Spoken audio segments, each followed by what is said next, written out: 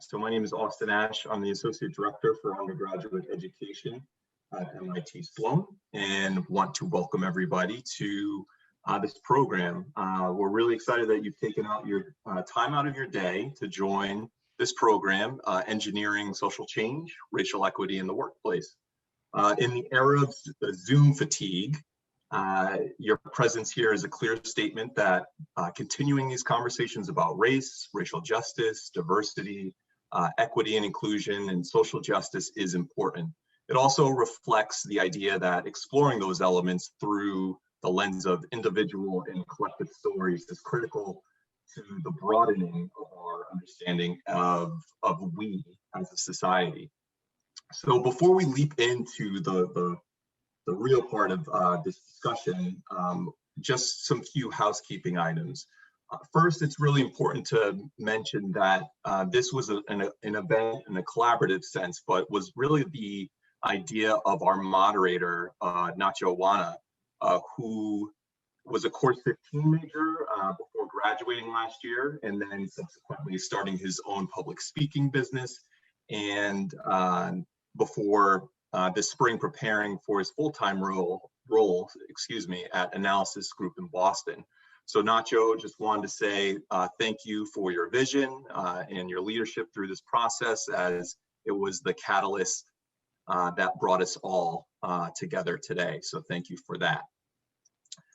Next, we'd like to get a quick sense of where people are joining us from. So we're gonna put up a quick poll. And so if you wouldn't mind, I'm gonna launch it right now. Just share kind of where you're joining us from. Can everybody see that? Great. All right, I see that it's moving. And so while that's moving, I'll get into just some of the other items. So there are two parts of this event. The first part is the panel discussion.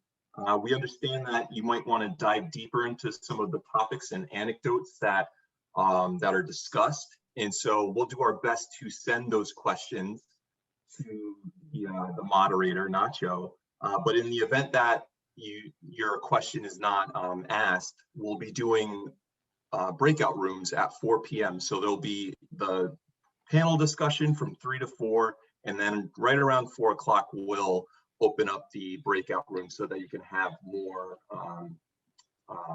you can answer those, ask those questions, I'm sorry. And so each breakout room will feature one of the panelists.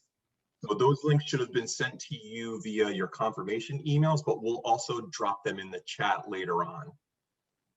Next up is, we just want to thank, again, this was a collaborative process. So thank you to our colleagues at the MIT Alumni Association and Sloan's Office of External Relations for helping us identify the panelists for this event today, and also the emerging engineering social change events that will happen in March and in future semesters. And last and most important, thank you to our panelists, Ashil, Humera, Stephanie, and William, who have helped us in so many ways putting this event together. You've helped shape and sharpen this event in many ways. We're grateful for you today and your willingness to share your time and talents with all of our participants today. So I'm going to just end that poll real quick. So thank you to you.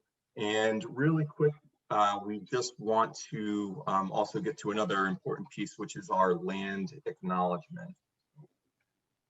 So can everybody see that? Sorry, hold on one second.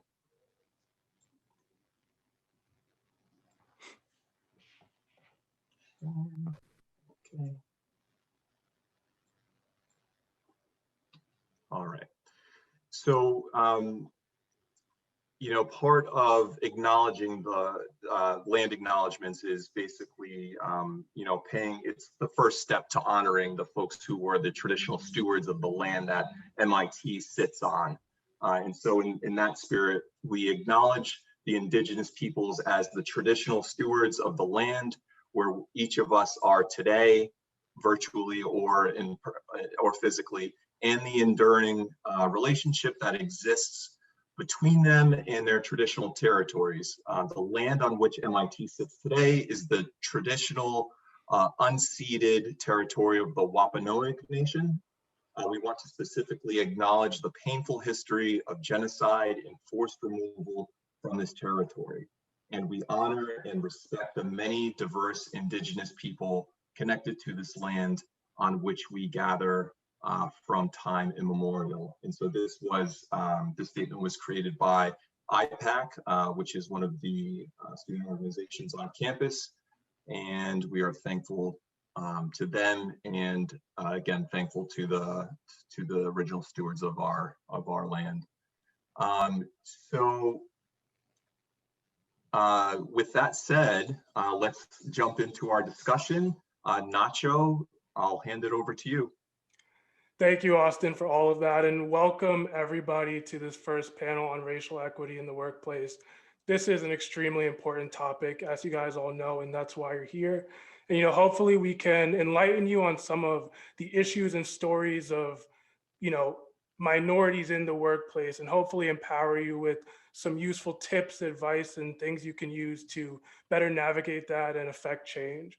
So before I get to letting the panelists introduce themselves, I first want to give a clear shout out to the MIT students in the audience. Everybody here on this panel has been at MIT or is at MIT. And so we are extremely excited to have you guys here with us to discuss this very important topic. And so now for our panelists, I will ask you guys to introduce yourselves. And in your introductions, if you could include your name, your school or major or course at MIT, or just what your MIT affiliation was, then your current role and where you are right now. And then just a really quick reflection on why you decided to be on today's panel and why is this discussion important. So Will, if you could start us off, and then you guys can go after that. All right, thanks, Nacho. So I'm William Little. I'm currently a senior at MIT in course 15, studying finance. Right now, I'm an equity research associate analyst at T. Rowe Price, and I'm working remote, and then I'll be working in Baltimore post-graduation. And I'm here because these conversations are really important, and I think it's really important to make sure that we're getting as many unique perspectives as possible and trying to help each other really understand why we're having these conversations and helping each other grow from them. Thanks for that, Will. Ashil, you want to go next? Okay, thank you. Thank you for inviting me also, and thank you for all the participants and the listeners. My name is Ashil Mesak. I spent about 7.5 years at MIT getting my bachelor's, master's, and PhD in aerospace, aeronautical and astronautical engineering. I would like to say that during those years, I had a grand total of 0 Black professors over that period of time. And unfortunately, I see that it hasn't changed meaningfully over those decades. So my role, I am a professor of engineering, and what is there to know about me is that my leadership has been around about in the roles of dean, chair, and other areas in industry as well. But the main thing that I would like that you can find out about me is that in everything that I do, I try to advance the performance of the institution while increasing diversity. And those two things happen in tandem. They don't happen as a compromise, one from the other. And that is the case. That's something to know. And in the way I speak, I essentially look at the term BIPOC or minorities in the same way. We could have a good debate about that, but we are all fighting for the same thing. That's the main thing. I'll stop there. Thank you for that, Ashil. Stephanie, do you want to go next?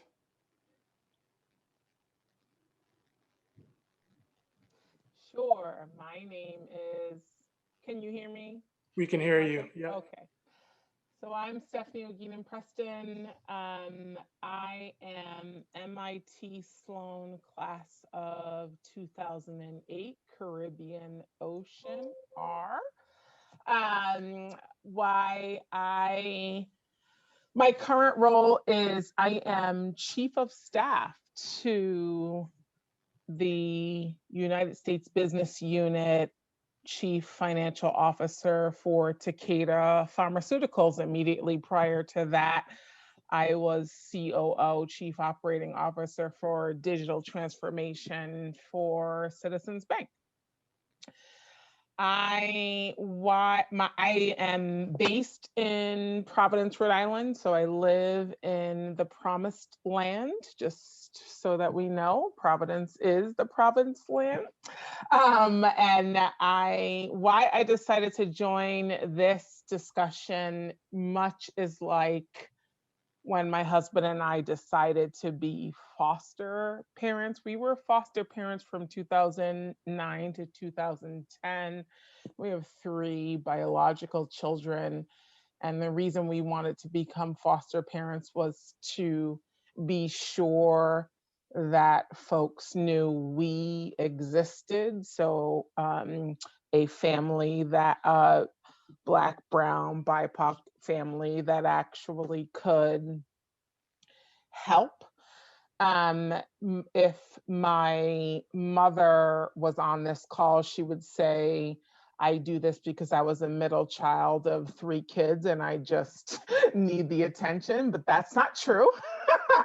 And I will end with, I am classically invested in the sociology and psychology of what it means to be me in this universe. I am a Gen X. I'm the middle child.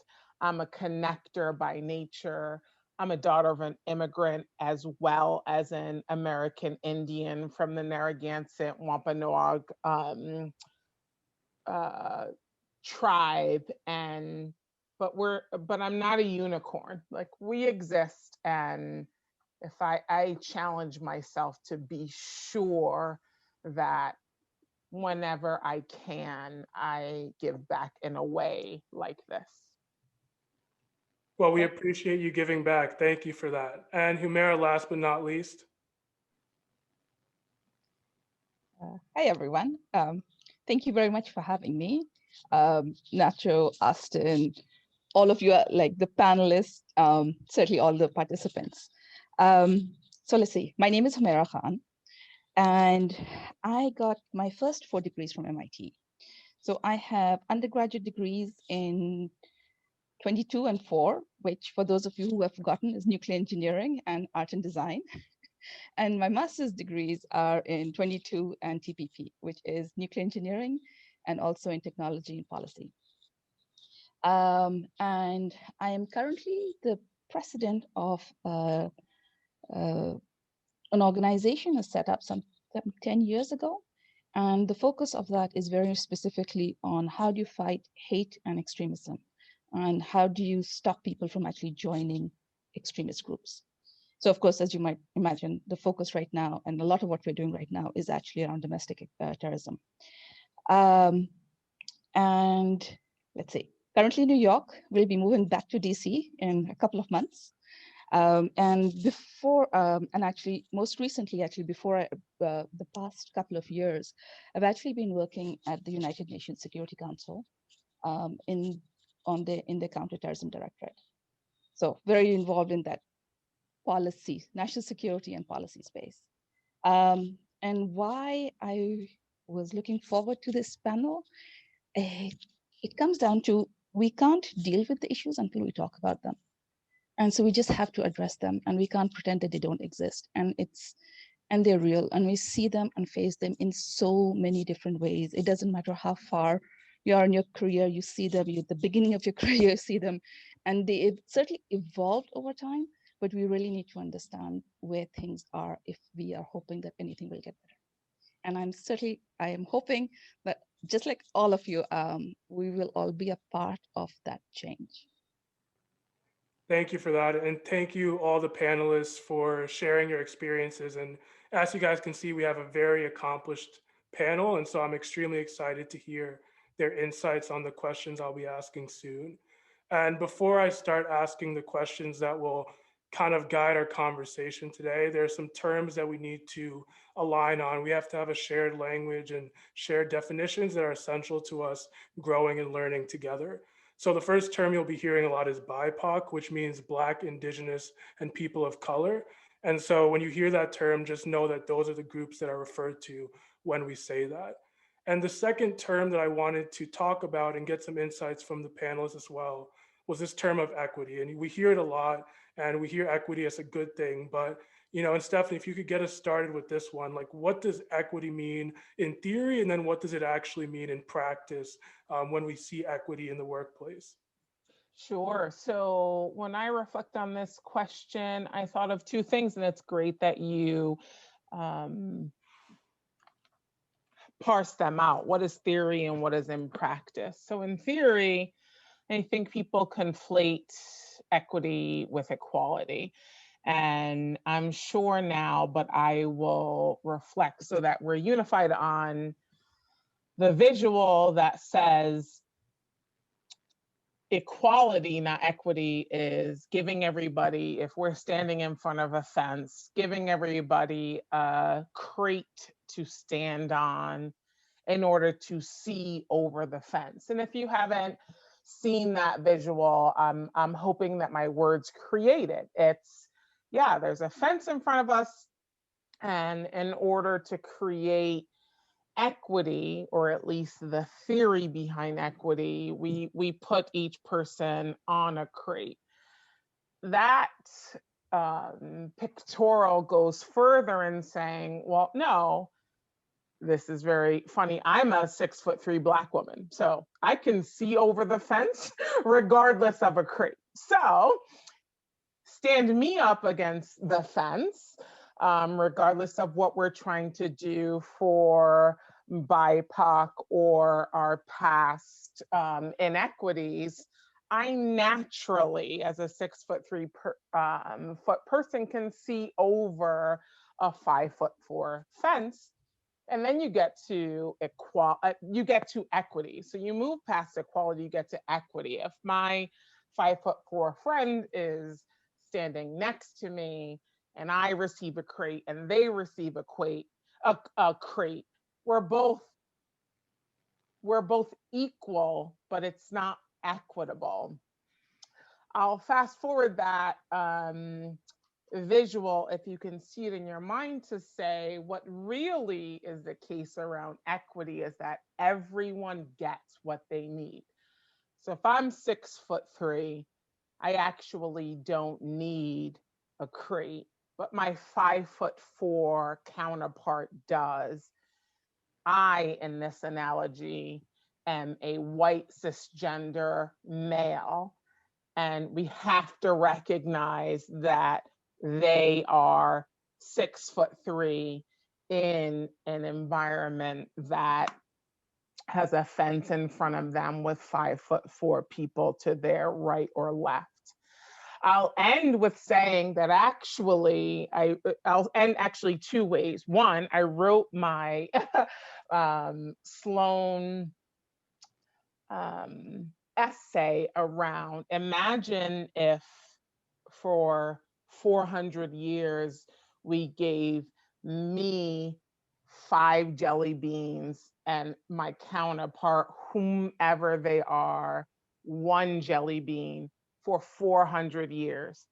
And then we said, well, that's not right. That's what the nation said. That's not right. So we said we should make sure that they each get a jelly bean each. We should make this equal. What it doesn't figure out is for 400 years, I received 5 times as much as my peer.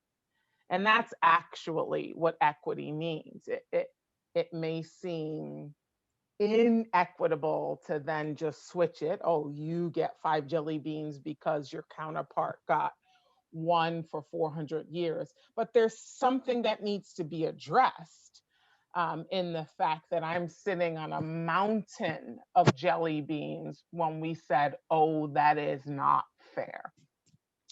I will end with really what, I hope in my lifetime we do is remove the fence and remove the mountain of jelly beans, or distribute the mountain of jelly beans. And the nation and the world haven't figured out how to do those things to achieve real equity. I'm happy to be challenged. I'm an analogy geek. So if none of that made sense, I am happy to choose other ways to describe it. But those are the ways that I describe a fence, an advantage, and a way to look at history as privilege. Totally. And Stephanie, I definitely got that. And I think you made such a powerful point that, equality right now is not sufficient if we don't observe and acknowledge the historical deficits and setbacks and really account for those things. So that's a really great point. And I think we've really set a good framework for how we can look at equity as we discuss racial equity on this panel.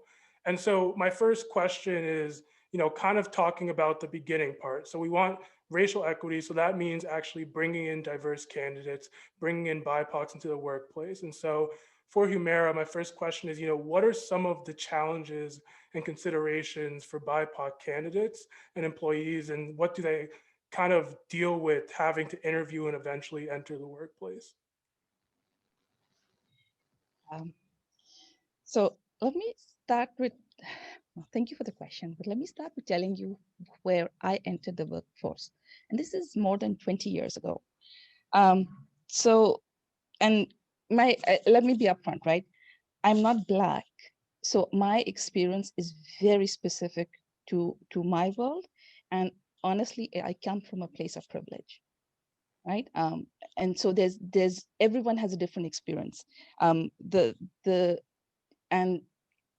it's one of those things you learn as you go through it. So when I first started, right, I graduated, I had my degrees, right? And then like every one of us, you think you're like, the best thing since sliced bread. Of course we'll get a job, right? You're so full of yourself, right? You're an MIT graduate, you've done well, etc. And then comes reality is when you start interviewing.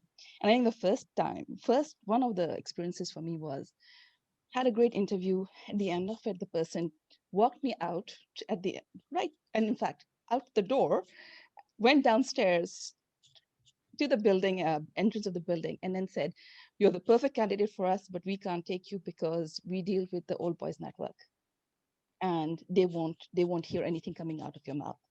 And I thought, okay, surprise.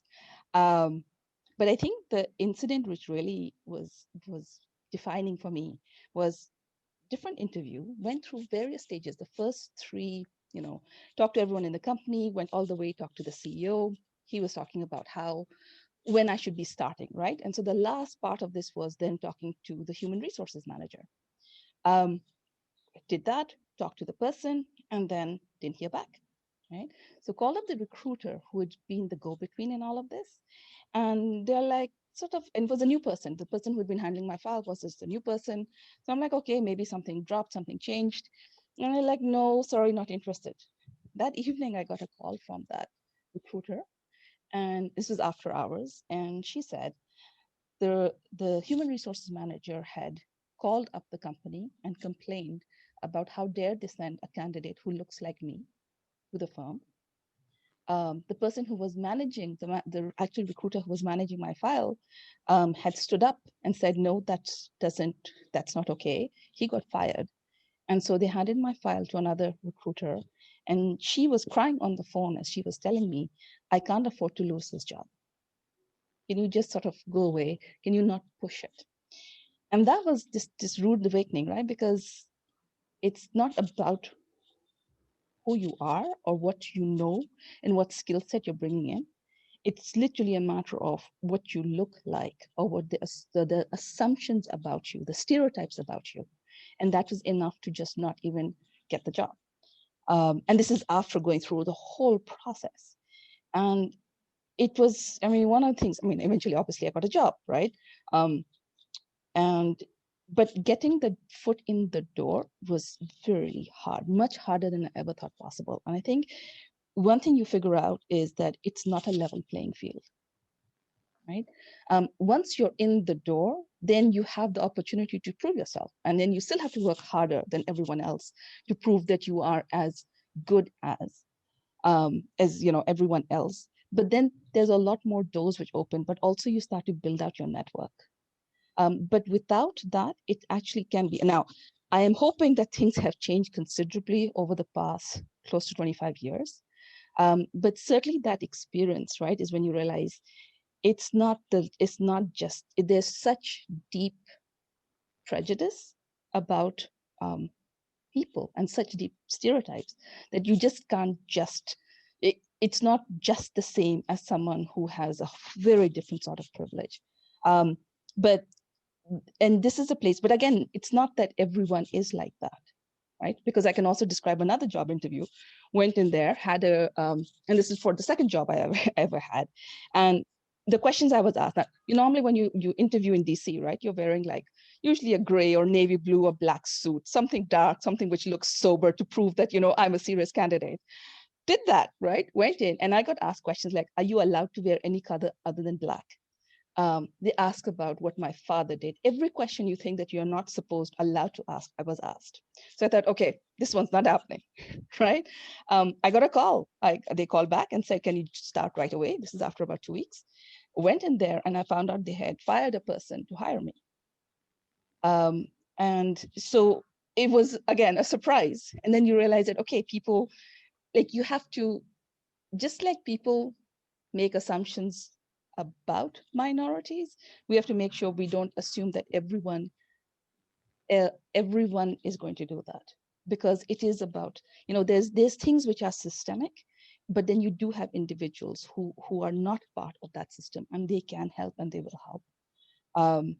And so, but there's a lot of work which has to be done, and you have to figure out when you're going to fight, right? And when do you have the luxury to actually do that? Because sometimes we just don't have that luxury, because reality and circumstances are such that at that point in time, all you have to do is just make sure that you are okay, right? Before you can, and strengthen yourself before you can actually stand up to do anything about the system. And you can't do it without allies. And so there's this whole like network and whole, like, it's not just one person, right? There's so many of us, and every one of us has a role. So the networks are going to be really important, right? Mm-hmm. They're going to be very important to see you for who you are and what you bring to the table, and not just like close the door because you don't look like theirs. Yeah, thank you so much for sharing that story. And I'm sure many have very similar stories. And I just really want to highlight the fact that, education is good, but it doesn't save a lot of people from the prejudices and challenges coming into the workforce, especially as a BIPOC. And, that's a great transition into my next question for you, Will, is that, you're early in your career, and what is some of the advice you've heard to kind of combat some of these challenges that a lot of people do face entering the workforce? Yeah, of course. So the main thing they've talked about is really trying to put in explicit effort to not only make sure you're doing the job to the best of your ability, but also building that surrounding network around you. Because at the end of the day, one thing that is just natural for people is that you're more likely to be positively biased towards somebody that's like yourself.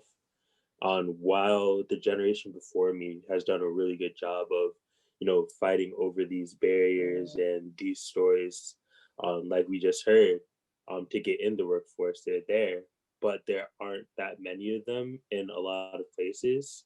So it's about getting the next, like once we're in the building, because they helped us get there, it becomes the next role where we have to stay in the building and really make sure that we're doing a good job of trying to get promoted. If it's me versus somebody that has the same ability as me, and I don't look like the people that are making the hiring decision, I need to make sure that those people don't have, aren't making that decision off of purely biased information. I really have to make sure that they see the work product that I've put out, so that they know who I am as an individual, rather than trying to kind of pigeonhole me in what they've seen as like African American males in the media. So just being really conscious of that and doing the work to make sure that people are seeing through those stereotypes. Thank you for that, Will. Yeah, I definitely agree with that. And I've definitely heard a lot of that same advice being early in my career as well. And before I move on to the next question, I'm curious for either Humera, Ashil, or Stephanie, have you guys, what advice did you hear earlier in your career, and what do you think kind of worked and what didn't work? Okay, I guess in terms of advice early in the career, some of them are pretty much well-known advice.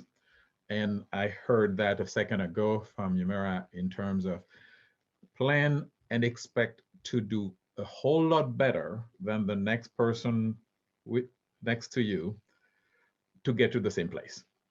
So it's just a fact, okay? It is just a plain fact. You will have to prove yourself and prove yourself again and again. And also expect to be lonely. if you see what I mean. The higher you get, the lonelier it gets. Not in the generic sense that anybody can say, but especially for minorities. I can tell you that, okay, almost everywhere I go in any high level thing, I'm the only one. And you better get used to it. Whether I'm on a board of a $600 billion company, I'm the only one.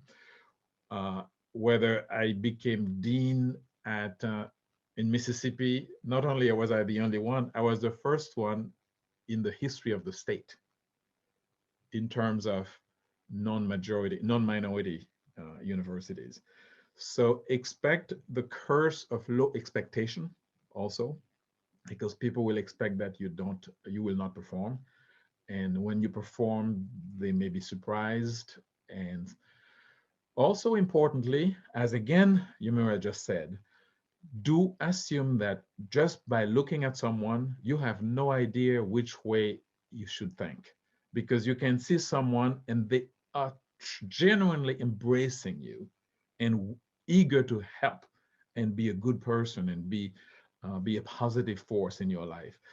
At the same time, you may see somebody who looks exactly the same, and they just want to have no part of you. And they want to move the other way and kick you the other side. So don't make any assumptions. Expect to work extremely hard. Expect that things will be hard. And in the aerospace industry, I've been there for 30 years. Unfortunately, I'm going to be disagreeing a slightly bit with maybe not disagreeing, but a different angle.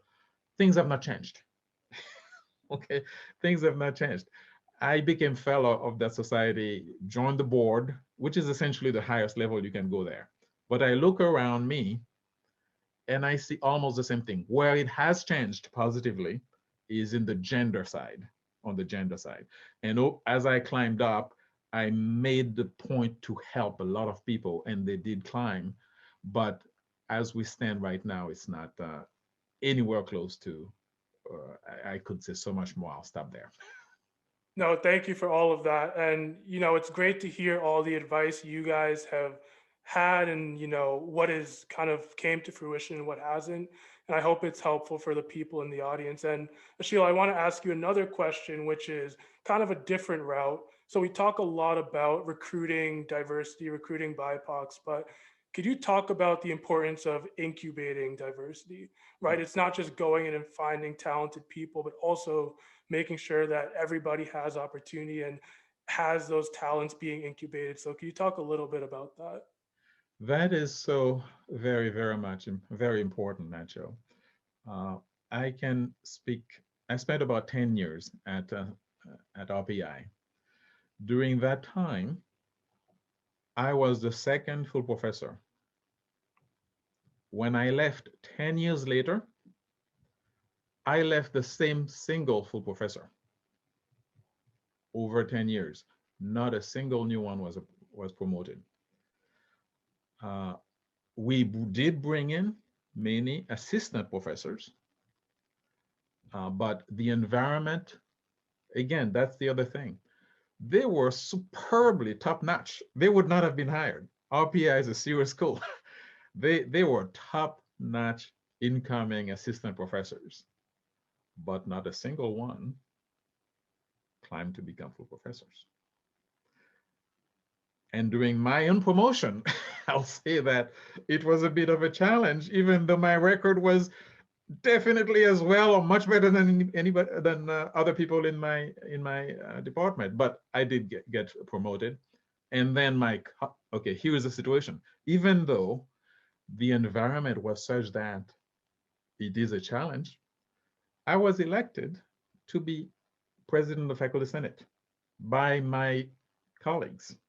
So you have to really think of it both ways. On the one hand, there are serious challenges. On the other hand, when you prove yourself, there is a lot of opportunity to change things for the better. But again, in the interest of time, I'll stop there. No, I think that was great. And I kind of on this subject, Will, if you don't mind sharing, how do you feel like your talent has been incubated, right? You're kind of the earliest in your career. So I'm curious as to your thoughts on that. Yeah, so one thing that I'll say is that there's been a lot more diversity recruiting where a lot of different companies will either fly people out or at least now hold virtual events designed specifically for minorities to, join and then learn more about the companies and then get on the accelerated track to apply. But I will say that after these initial steps, I guess, if you know about them, once you're in the workplace, there isn't as much support. And that's probably why we see, not much changing in the higher ranks, right? Like having people that are minorities getting hired looks really good for the numbers.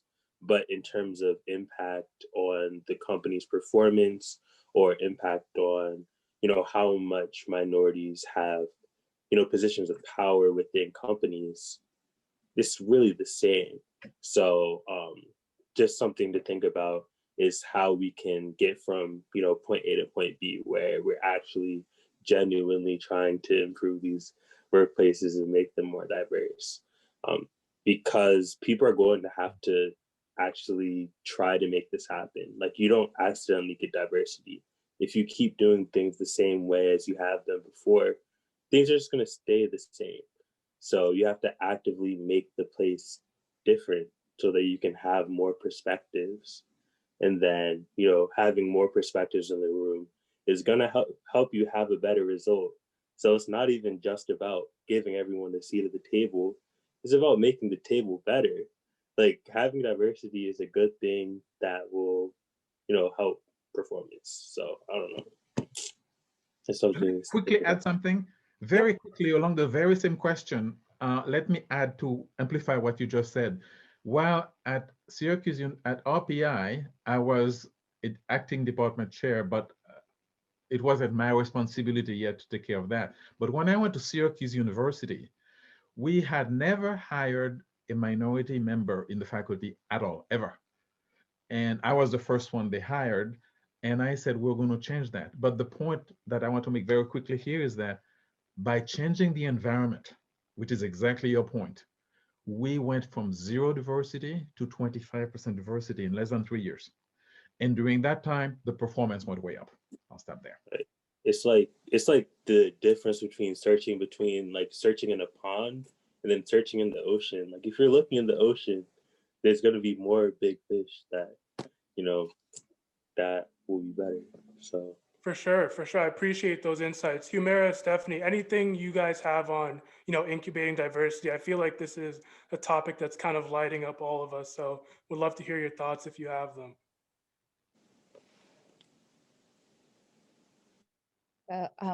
So really appreciated the comment that the higher you get, the lonelier you get, because definitely, I mean, there is no way around it.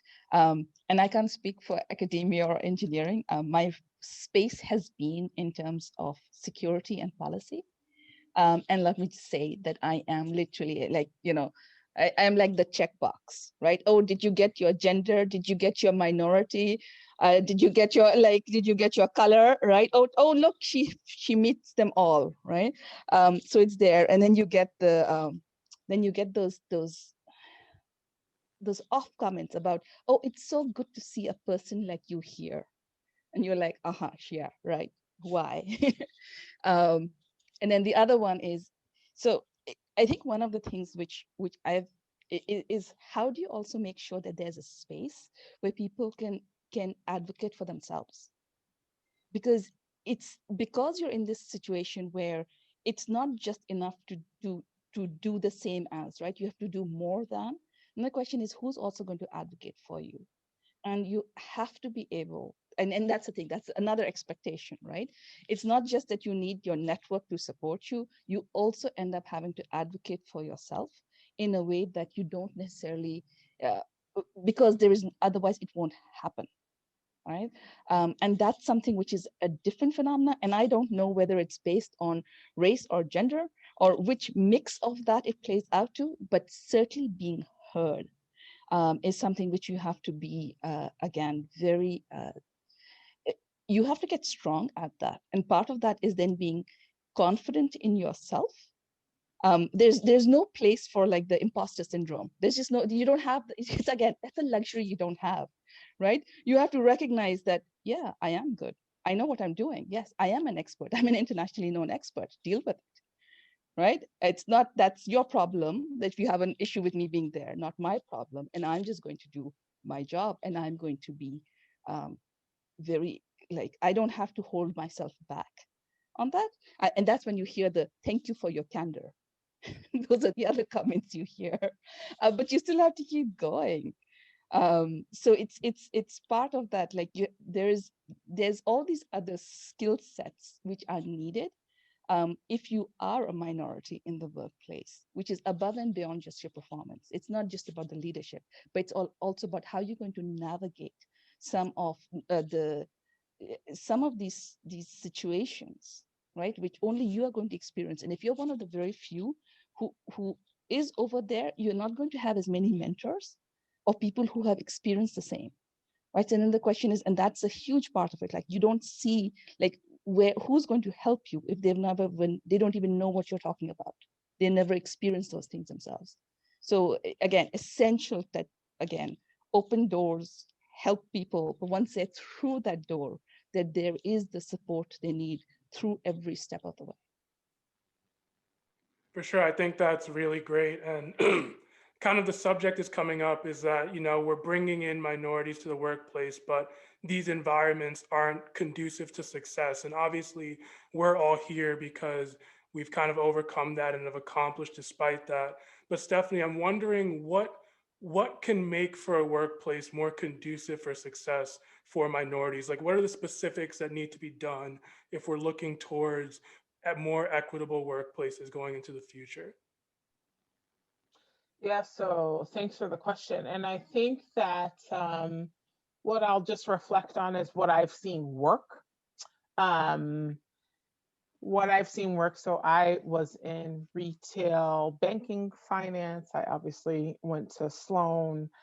I was in grocery supermarket industry. I was an independent consultant. I was a part of a startup. I went back to commercial finance, and I'm now in the pharmaceutical industry. So I am a generalist by nature. My background is diverse by nature. I've always had a chief of staff role. I say all that just to give context to my comments around what works. Oh, I also am raising 3 daughters who are 16, 12, and 10, 3 different divisions, 3 different schools. So I'm also getting, I am a brown girl getting to raise brown girls in a variety of educational institutions. So take all of that into context around what I have seen work. I'll say 3 things I love the power of 3. First, for my daughters, I have seen what works is when they get the space to be uniquely them. And and it's so funny, there's nothing unique about them. But when they get to experience being quote unquote normal, or to have their hair, their culture, their background, where they grew up. We're in an inner city where they're in environments where those things are seen as assets, that works. Not detriments, not reason that you're gonna fail in life, not, but just as who you are. I know that works. I know that that background works. I know it worked for me. It lifted me, not out of, but because of my background. As I mentioned in the beginning, I'm a daughter of an immigrant, and I grew up in a low income environment, but there's nothing about that had to be this check mark or barometer of success. It took me until I went to MIT to say that I was a smart person, and that's something that shouldn't happen to a kid. It should, if a kid is smart, like they shouldn't have to be 28 years old to welcome that. The second thing that I will say in your question is, in my professional career, I have needed mentors and guidance, and I needed a headwind. I needed mentorship and guidance. And I was a young professional, just like any other professional. But in order to get my job, I had to be a superwoman. And that was a problem. Like it really is a problem that I have to have a double major from Duke and a degree from MIT to have the same kind of career as peers. And lastly, I'll say we have to recognize that there's a trauma associated with that. And I don't mean to use a charged word. But I do mean to elevate that, only because I love to be authentic. In my career, I have had a colleague call human resources on me falsely to state that I traumatized that, like absolutely false claim, but use their power to try and diminish my career. And that hurts. And it hurts for the executive vice presidents to have to think about or even ask who is right. And for me to know that I'm falsely accused and have to show up tomorrow and be still twice as good, that's the way I would answer your question. Is I'm entering society as a mother, as a coworker, as an individual, and these things are literally happening to me. Totally. Thank you again for those stories. And I hope anybody in the audience who has the power to start instilling some of those changes kind of really listens to that and tries to implement those lessons from what Stephanie just said. One quick point, we're almost at the end, but there will be breakout rooms after. So definitely join the breakout rooms and ask those questions that you have after that. But the last question, and this will be for you, Humera, but I think everybody will want to kind of chime in, is the concept of diversity leadership, right? And I look at this in two ways. One, it's any person who is a BIPOC in a company feeling like they can be a leader, having that empowered mentality of speaking up in the boardroom, speaking up in meetings, things like that. But also like having minorities in C-suite, having minorities as managers. So there's the structural side and there's the mentality side as well. And so I'm wondering, what are your thoughts on the best ways we can kind of push for more BIPOC leadership in our organizations? So it has to go in both the structural aspects. You have to do it because again, the discrimination and the bias is systemic. So that has to be addressed. And then there's also the bottom-up pieces, right? Where we have to make sure that individuals, also the people coming in, one, they know what they're going to be dealing with, and then how do you support them? One of the things which, and this comes as when you're at the table, right? When you have been invited to the table, and some of us are, is what do you do then? Are you going to stand up for principle? Right? Are you going to speak up for the issues or are you going to try and protect your place at the table? And the thing is that it's hardest to fight when you have something to lose. When you have nothing to lose, your back is up against the wall, it's easy to fight, right? When you have so much that it doesn't matter, it's fine. But when you do have something to lose, then the question is, can each of us stand up for principle, even when it gets hard? And that means when you're at the table, you are not there just for you, right? And recognizing that you are going to have to, it's not just a maybe kind of sort of, you have to then bring others with you, right? And you have to stand up for the issues as they are, not in this idealized way so that you get to stay at the table. Because there is this assumption, and it is true in some cases, that if you hold on to value, you'll never be invited back, right? That's what people are scared of. Will I ever be invited back? If I really stand up for what I believe, will I be invited back? And you know what? You have to anyway, even if you're not invited back. It's what we have to, like, because it goes back to, we have to live the values we want to see. And it's just essential that we do that. And so it's where every single one of us has to show that leadership. Right? Every single one of us has to stand up for that. And at the same time, we are going to have to change the system. And we have to work towards changing the system, because not every one of us has a different role, right? And not everyone can actually just fight the system all the time. But we have to be able to, once we have that position, then let us fight for those people who are unable to fight for themselves. And let's open those doors so that they can actually come through. And again, as I said before, it's not a level playing field, but can we make it, as Stephanie said, more equitable? And every little piece we do for it, essential. And every single one of us here, every panelist, every attendee, we have a role, because what we have is we do have certain privileges because of our education, because we do carry some labels which others simply don't have. And they go a long way. That was super powerful. Thank you for that. Ashil, any thoughts? No, I would essentially second the thoughts that you just articulated, Humera, very much. I think that